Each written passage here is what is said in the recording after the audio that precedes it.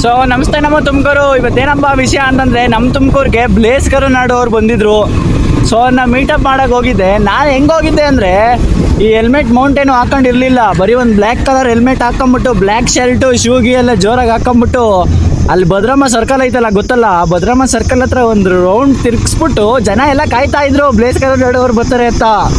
ನಾನು ಹೋಗ್ಬಿಟ್ಟು ಅವರು ಜನದ ಮಧ್ಯೆ ನಿಂತ್ಕೊಂಡ್ರೆ ಹೊಡಿತಾ ಇದ್ದೀನಿ, ಹುಯ್ ಹುಯ್ ಹುಯ್ ಅಂತ. ನನ್ನೇ ಬ್ಲೇಸ್ ಕರುನಾಡು ಅನ್ಕೊಂಬಿಟ್ಟವ್ರು ಸ್ವಲ್ಪ ಜನ.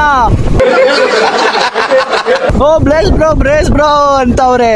ತಿರ್ಗಾ ಬ್ಲೇಸ್ ಕರುನಾಡು ಅವ್ರದ್ದು ನೋಡಿದ್ರೆ NS ಬೈಕು, ನಂದು FZ. ಸೊ ಅದರಿಂದ ಸ್ವಲ್ಪ ಜನ ಕಂಡಿಡಿದ್ರೆ ಹೊರತು, ಇಲ್ಲಾಂದ್ರೆ ನನ್ನೇ ಬ್ಲೇಸ್ ಕರುನಾಡು ಅನ್ಕೊಂಬಿಟ್ಟಿರೋರು. ತಿರ್ಗಾ ಆಮೇಲಿಂದ ಬಂದೆಲ್ಲ ಮೀಟಪ್ ಮಾಡಿ ಏನು ಜನ ಗಾಯ್ಸ್, ಒಂದು 500 ಜನ ಬಂದಿದ್ರು. ಆ ಥರ ಬೆಳಿಬೇಕು ನೋಡಿ. ಇನ್ನೊಂದು ಖುಷಿ ವಿಷಯ ಏನಪ್ಪ ಅಂದರೆ ನಮ್ಮ ತುಮಕೂರು ಜನ ಅಲ್ಲಿ ಬಂದಿದ್ದವರೆಲ್ಲ ನನ್ನೂ ಎಷ್ಟೊಂದು ಜನ ಕಂಡಿದ್ರು ಗೈಸ್. ಅದು ಖುಷಿ ಇದೆ.